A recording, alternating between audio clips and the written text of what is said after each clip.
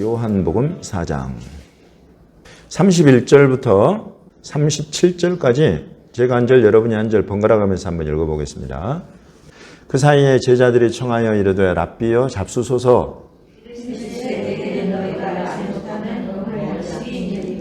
제자들이 서로 말하되 누가 잡수실 것을 갖다 드렸는가 하니 예수께서 이르시되 나의 양식은 나를 보내신 이의 뜻을 행하며 그의 일을 온전히 이루는 것입니다. 너희는 넉 달이 지나야 추수할 때가 이르겠다 하지 아니하느냐. 그러나 나는 너희에게 이르노니 너희 눈을 들어 밭을 보라. 휘어져 추수하게 되었도다. 거두는 자가 이미 싹도 받고 영생에 이르는 열매를 모으나니 이는 뿌리는 자와 거두는 자가 함께 즐거워하여야 하리라. 같이 읽겠습니다. 그런즉 한 사람이 심고 다른 사람이 거둔다 하는 말이 옳도다. 아멘. 지금 예수님께서 제자들과 이 말씀을 나누시는데 어떤 유명한 사건 다음에 지금 제자들과 이 말씀을 나누세요? 요한복음 4장에 어떤 유명한 사건이 요 앞에 있었어요? 사마리아 여자와의 만남이 지금 여기 있어요. 그래서 제자들이 이제 먹을 거 사러 동네에 갔다 와서 예수님이 이제 우리가 먹을 거 준비하시니까 드십시오. 그랬더니 예수님이 나 배부르다. 나는 내 먹을 거 벌써 먹었다. 그러니까 제자들이 누가 먹을 것을 갖다 드렸나 벌써? 그랬더니 예수님께서 나한테는 너희가 알지 못하는 실은 먹을 양식이 있다. 그 양식은 아버지의 뜻, 나를 보내신 아버지의 뜻을 이루고 행하는 것, 그것이 내 양식이다. 참 이해하기 어려운 말 같은데 이제 이 말씀을 이해하는 분들도 여러분 안에 있는 줄로 저는 알아요. 그러면서 예수님께서 너희는 넉 달이 지나야 추수할 때가 이르겠다 하지 않느냐. 그러면 여러분 나는 이걸 처음에 딱 봤을 때 그러면 여기 지금 제자들과 여기 사마리아 성을 지나는 이때가 언제쯤일까? 넉 달이 지나야 추수하는 때라고 하니까 이스라엘이 추수하는 때는 일반적으로 지금 이런 휘어져 추수하게 되는 이런 걸 생각을 했을 때는 주로 이제 5월 달 우리 양력으로 해서 5월 이럴 때 이제 밀을 추수를 한단 말이죠. 보리 추수는 3월 정도 되니까. 그래서 일단 씨를 뿌리는 것이 넉 달 전이면은 약 한 12월, 11월, 12월, 1월 이럴 때 이때 여기를 지나셨나? 이런 생각을 했어요.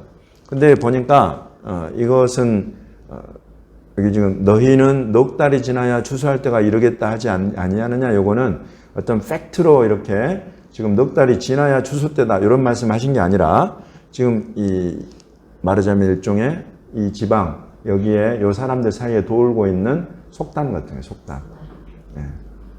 여기 유대인들 사이에 넉 달이 추수하려면 아직 넉 달이나 남았다 이런 뜻이에요. 추수하려면 아직 넉 달이나 남았는데 요거는 이제 요 이야기는 뭐냐면 이제 막 뿌릴 때 그래서 아직 거두려면 멀다 요런 이야기 할 때 요런 상황에서는 하는 그런 속담이다 이거예요 이게. 이 속담을 주님이 인용하시면서 그래서 마치 이제 아직 우리가 뭐 중요한 걸 해야 되는데 그거 하려면 아직 시간이 많이 남았다 이런 표현이랄지 그래서 뭔가 좀 뒤로 미룬다고 할지 아니면은 지금 뭐 할 때 좀 부담을 덜기 위해서 아직 뭐 넉 달은 남았는데 이런달지 이럴 때 사용하는 그런 속담일 텐데 이때 예수님이 이 속담을 딱 인용하시면서 추수 때는 지금 너희가 속담에서 말하듯이 넉 달 남은 때가 아니다. 실은 눈을 들어서 밭을 보면 지금 하얗게 추수할 때다. 이렇게 딱 말씀하셔. 허허. 그래서 이런 말씀, 이게 도대체 무슨 말씀일까 하고 보니까 뒤에 이제 뿌리는 사람이 있고 거두는 사람이 있다. 이러는 거예요. 지금은 거둘 때다 이거죠. 그러면 뿌린 사람들은 누구냐? 뿌린 사람들은 누구고 뭘 뿌렸느냐? 이런 것들을 우리가 생각해 볼 수 있죠.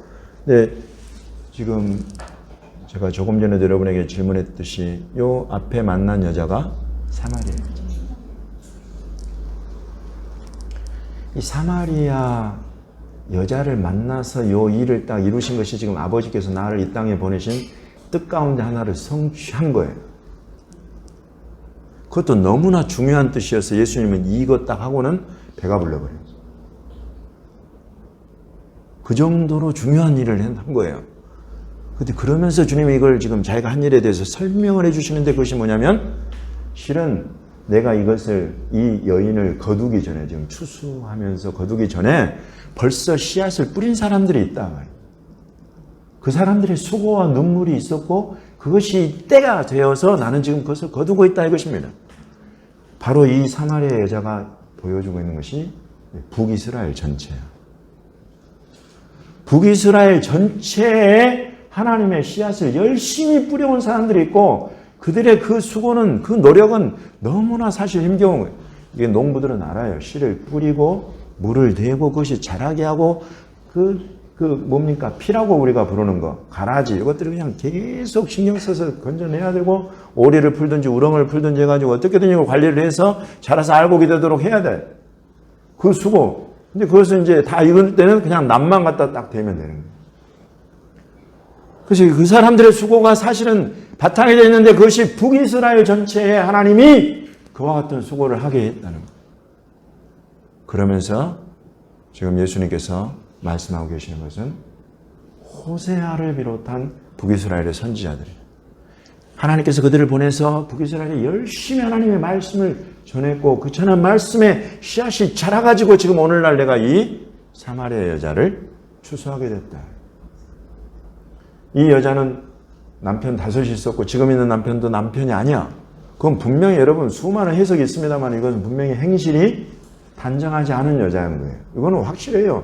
그래서 보니까 호세아가 만난 고멜이라는 이 북이스라엘을 대표하면서 하나님께서 호세아와 결혼까지 하게 한 음부, 요즘 말로 하면 시쳇말로 창녀. 아니 선지자가 얼마나 고귀한 사람입니까? 하나님의 말씀을 받아서 보내. 근데 그 사람한테 창녀랑 너는 결혼해라. 왜 해야 됩니까? 소리도 없어. 호세아는 가서 결혼해요. 그 이유, 그 마음, 하나님의 그 마음과 뜻을 아는 것이 이 북이스라엘이 창녀같이 되어버려요. 몸을 팔고 본 남편 하나님만 섬기는 것이 아니라 좋은 폐물을 주고 좋은 옷을 사준다고 하면 가가지고 그냥 그 사람이랑 정을 통하고 이런 북이스라엘이 되어 있는 거예요. 그들에게 대해서 하나님께서 선지자들을 계속 보내서 씨앗을 뿌리게 하고 그 뿌린 씨가 오늘 지금 예수님이 만난 이 사마리아 여자, 이 여자를 만나서 지금 보니까 이 여자가 우리는 그리심산에서 해야 된다고 당신들은 예루살렘에서 해야 된다고 어디서 예배해야 됩니까? 부터 해가지고 막 여러 가지 질문을 하고 그것들에 대한 답을 예수님이 주시면서 이제 이 여자가 비로소 예수님이 메시아인 것을 알고는 동네에 들어가서 소개를 했단 말이죠. 그 동네가 사마리아예요. 북이스라엘의 수도. 그래서 온 동네가 예수님을 영접하고 예수님께서 그곳에 머무시면서 그동안에 그 힘들게 뿌려온 씨앗 그것들이 자란 이것을 추수를 따요. 예수님의 눈을 갖는 비결 하나가 지금 여기 나오는 거예요. 그것은 역사성입니다. 추수를 한다는 것은 그 바탕에 역사성, 역사를 이해하는 눈을 갖는다는 거예요. 지금 예수님이 하시는 모든 말씀의 이 바탕 그 속에는 하나님이 이루어 오신 역사, 히스토리, 그것을 이해하는 사람 눈에는 추수의 때가 보이게 되어 있다 하는 것입니다. 그래서 예수님 나로 하여금 바로 이때에 이 북이스라엘, 이 사마리아를 추수하도록 나를 이 땅에 보내셨다. 이스라엘 집에 잃어버린 양들에게로 가라. 아까 우리 여러분 누가복음에 70명을 파송하면서 예수님께서 추수할 것이 그렇게 많은데 일꾼은 적으니 추수하는 주인에게 청하여 일꾼들을 보내주라 하면서 2씩 마을로 보내잖아요. 그때 보내시고 막 이러면서 그 연관된 여러 가지 말씀 중에 예수님이 이스라엘의 잃어버린 집에게로 갈.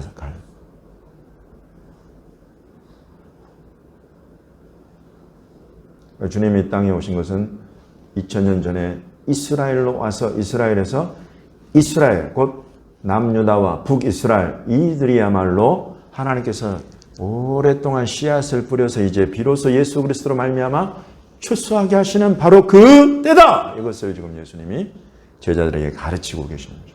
이것이 히스토리에 대한 이해예요. 그러면 이제 예수님은 딱 오셔서 지금은 막 다른 것에 신경 쓸 때가 아니고 추수할 때구나. 이것을 그냥 본인은 자각하고 제자들에게도 그것을 깨우쳐 주신다.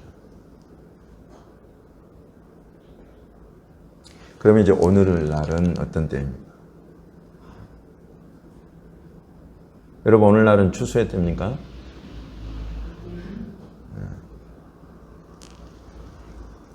이 속담은 마치 이스라엘의 속담이지만 우리 마음속 전 세계 모든 사람, 모든 인간에게 주어진 속담인 것 같아요.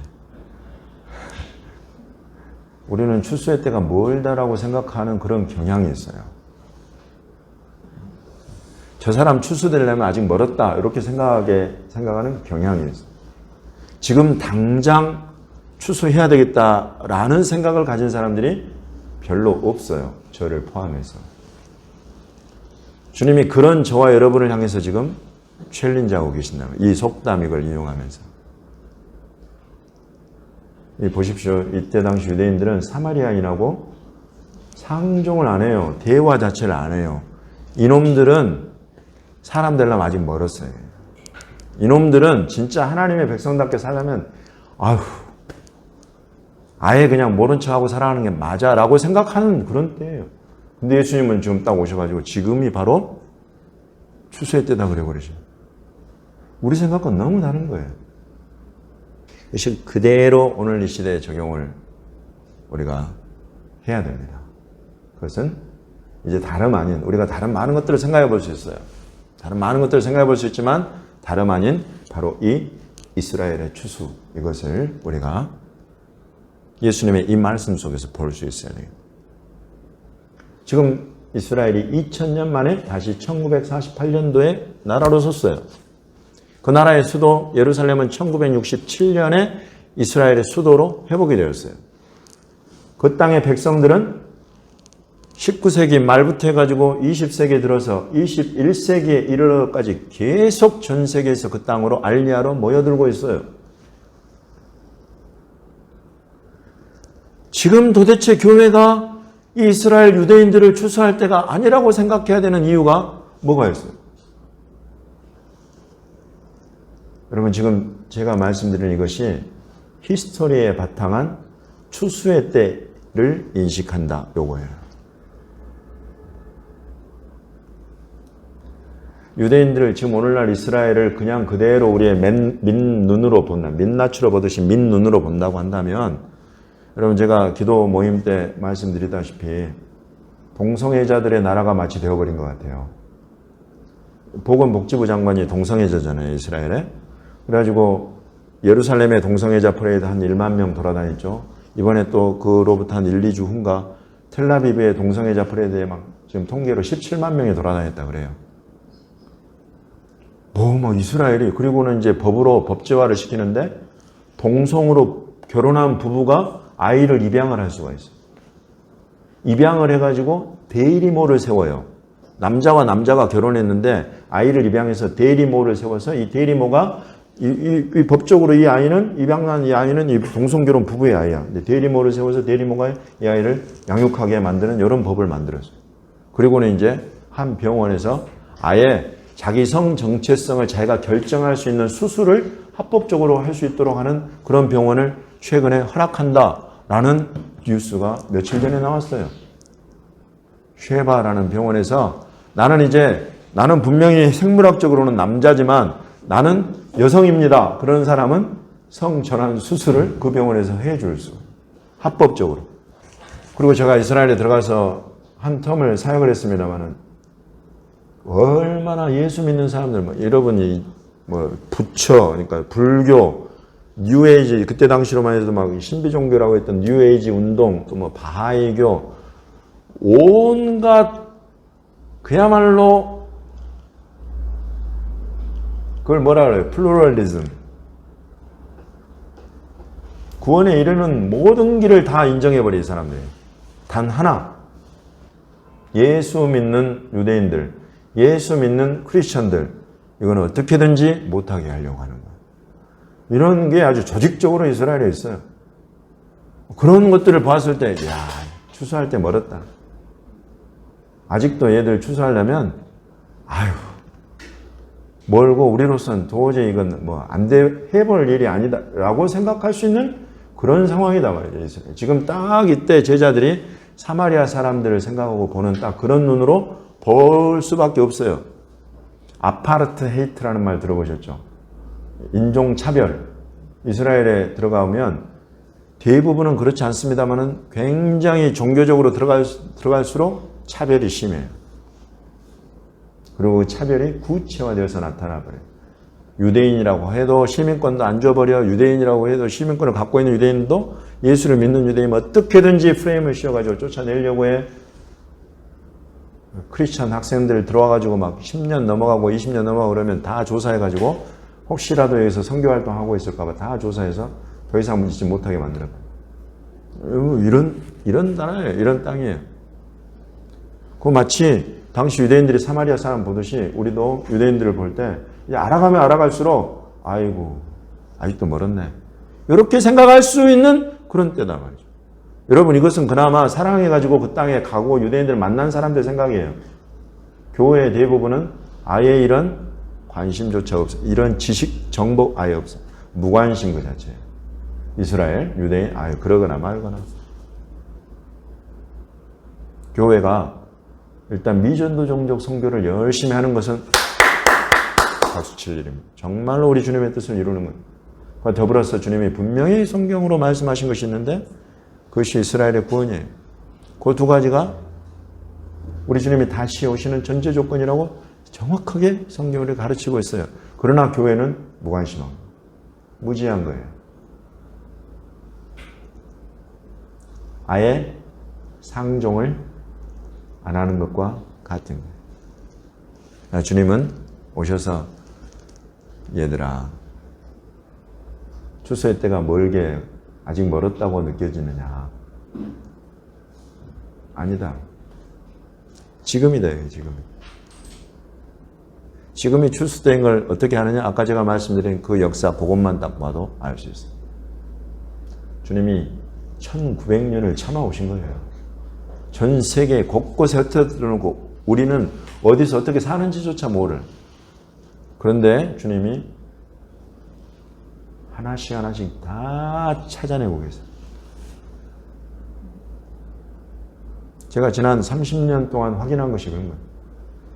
어느 곳에 어떻게 살고 있는지를 주님이 다 알고 다 찾아내서 이스라엘 땅으로 돌리고 또 심지어 이제 교회들 가운데 깨어있는 교회들을 그들을 만나도록 보내죠. 이런 교회들은 주님이 힘을 주고 복을 주고 사람을 주고 재정을 주고 그 대표적인 교회가 오늘의 교회였어요.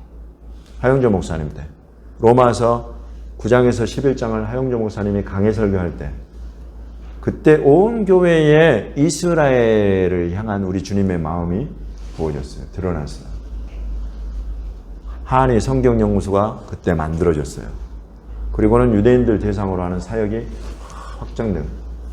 그리고는 교회가 확 주님이 막 부어주신 성령의 여러 가지 역사와 그리고 인적 자원, 물적 자원이 막 풍성해졌고 그때 하영조 목사님이 신년 송구영신 예배 때마다 우리 교회 하나님께서 이렇게 청년들을 메뚜기 떼같이 보내주시고 이렇게 부흥케 하시는 것은 두 가지 일을 하고 있기 때문에 그런데 하나는 미전도 종족 선교요 또 하나는 이스라엘 선교요. 이걸 항상 반복해서 선포를 할 정도였어요. 저는 이제 그 가운데에서 주님의 이 성령 안에서의 부르심을 받고 그 교회에 갔다가 세상에 어느 대한민국 어느 대형 교회 주일 예배 강단에서 들어볼 수 없었던 이스라엘 선교를 로마서를 통해서 푸는 목사님 설교를 내가 그때 처음 들었어요. 그리고는 이제 그 교회 안에 있던 이스라엘 기도 모임 또 이제 그 한의 성경연구소 그때 제 아내는 그곳에서 간사를 했어요. 그래서 만나가지고 이제 결혼하고 영국에 가서 유대학 공부하고 한국에 가서 선교사 훈련 받고 그리고 러시아로 가서 유대인 만나고 그리고 이제 이스라엘로 파송하고서 들어가고 이런 일들이 그런 흐름 속에서 있었던 거죠. 하나님이 하시는 일들을 특별히 인류의 이 히스토리 안에서 일어나고 있는 이런 이스라엘에 연관된 일들을 살펴보면 이것이 말씀으로 구체적으로 하나씩 다 매칭이 되어버려요. 그래서 이제 제가 지금이 바로 우리가 이스라엘의 모습이 어떠하든지 간에 상종치 못할 모습이 되어가면 되어갈수록 우리는 더 사람의 민눈이 아니라 예수 그리스도의 눈을 가질 수 있어야 되겠다는 것입니다. 우리 주님의 이 눈에는 지금 이스라엘이 이제 휘어져 추수하게 될 들판으로 그것도 이제 주님이 2000년 동안 세우신 주님의 교회와 더불어서 그들을 일꾼으로 불러서 이 일을 하고 싶으신 거예요. 그래서 먼데 사람들을 불러서 이스라엘에 하나님의 집을 짓는다는 말씀이 이렇게 응하는 것입니다.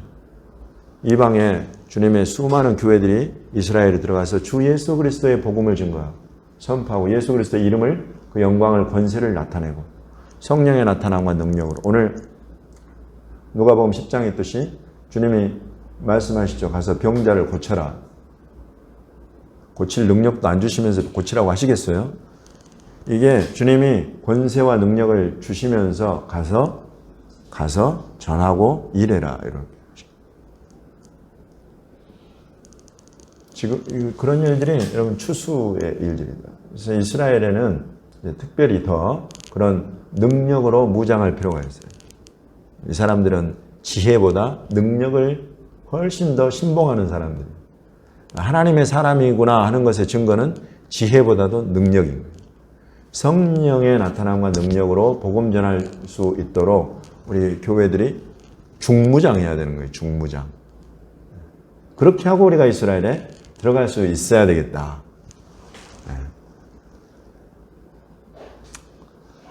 목사님은 준비되셨습니까? 그러면 제가 부끄럽지만 아직 너무나 부족합니다. 막 이렇게 대답할 수밖에 없어요. 저도.